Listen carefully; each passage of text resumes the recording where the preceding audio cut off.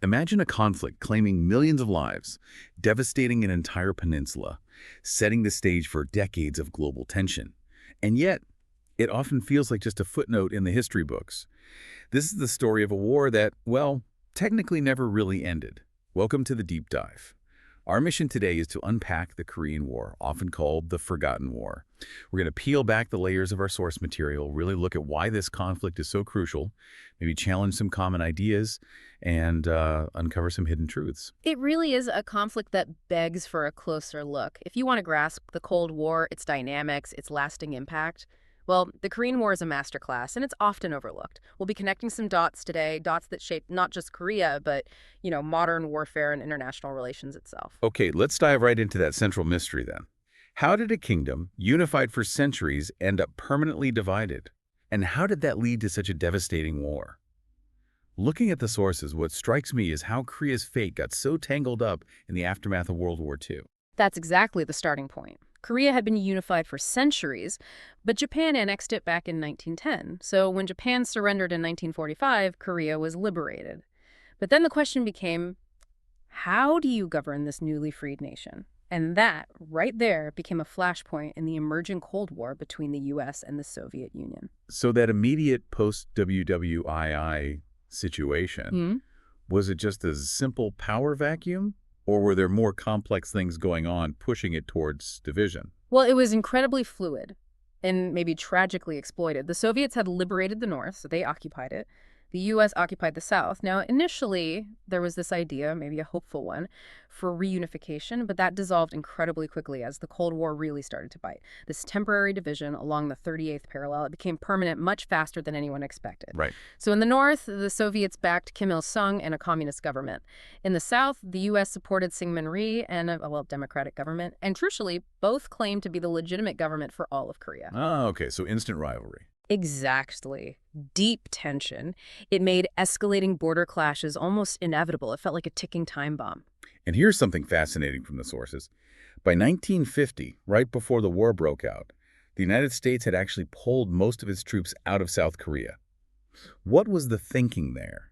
And how did that change things on the ground? Did it make the North think an invasion was, possible? It seems like it was a calculated risk, maybe a miscalculation is a better word. The thinking at the time generally was that South Korea maybe lacked major strategic importance, and this perceived vulnerability, as you say, well, it looks like a green light to North Korea and its allies. So on June 25, 1950, North Korean forces launched this massive surprise invasion, and it wasn't just a skirmish. Their army was heavily trained, heavily equipped by the Soviets. They just overwhelmed the South Korean defenses. Seoul, the capital, fell within days. Wow, days. The speed must have shocked everyone. President Truman immediately ordered U.S. forces to intervene. And the UN Security Council, they actually called for military assistance too, which was only possible because the Soviets were boycotting the council then, right? Protesting about communist China not being ceded. Exactly. That Soviet boycott was this critical moment of luck, really, for the UN. It allowed for swift, unprecedented international action. But even so, those initial stages of the war, they were a disaster for the UN and South Korean forces. The North Korean advance was just relentless. They pushed them all the way back into this tiny little area around the port of Pusan, way down in the southeast. It really looked like South Korea was on the very brink of collapse. But then, a complete turnaround. September 1950, General MacArthur, the landing at Inchon near Seoul. That was incredibly audacious, wasn't it? Oh, completely. A brilliant amphibious maneuver. It totally caught the North Koreans by surprise, cut off their supply lines, essentially. And it allowed the UN forces to finally break out of that Pusan perimeter. They drove the North Koreans back across the 38th parallel, even captured Pyongyang, the North Korean capital, in October. MacArthur was reportedly very confident the war was basically won. But that confidence didn't last long. No, tragically premature. What happened next was another dramatic, unexpected turn. China intervened, November 1950. The Chinese government, allied with North Korea, was getting really concerned about UN forces getting close to their border, especially the Yalu River. Or they just poured across. Hundreds of thousands of Chinese troops, they crossed the Yalu, launched this enormous counteroffensive. It caught the UN forces completely by surprise, again. And it wasn't just the surprise, was it? What made the Chinese intervention so effective?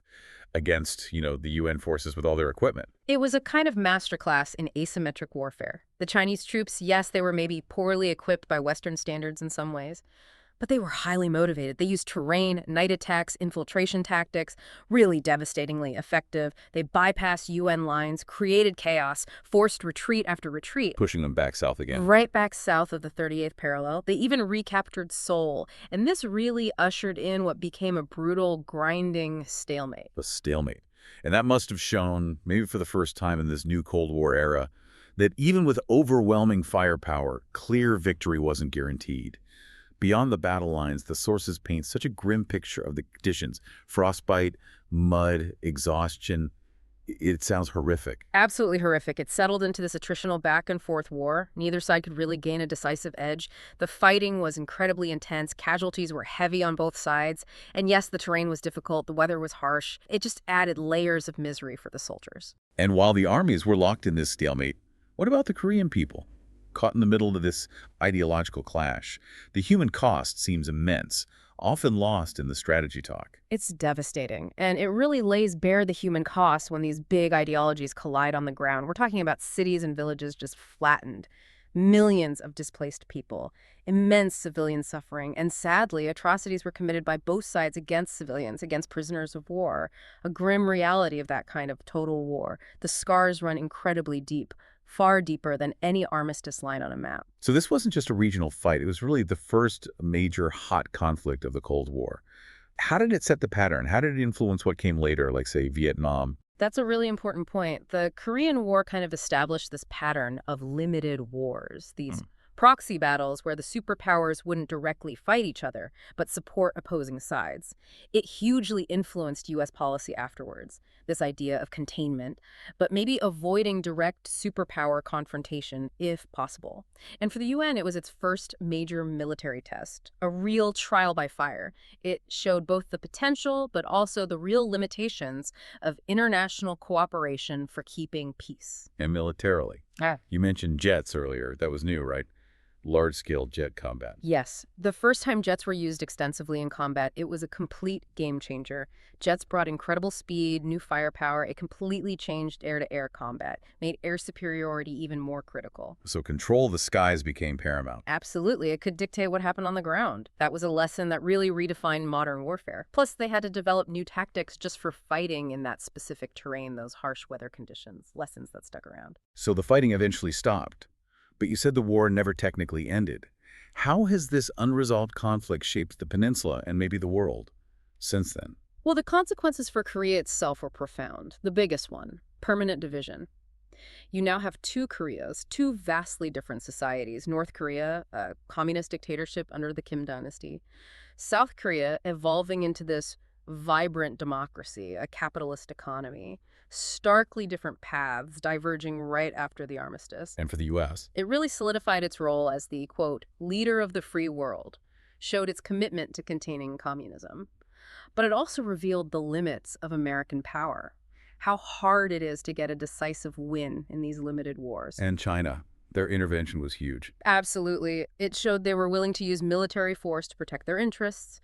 It really established China as a major power in Asia. And it strengthened their ties with the Soviet Union, too, cementing that communist bloc during a really critical Cold War period. But the most chilling part is what you said earlier. No peace treaty. Right. An armistice was signed in July 1953. That stopped the fighting, established the demilitarized zone, the DMZ allowed for prisoner exchanges. But crucially, no peace treaty. Ever.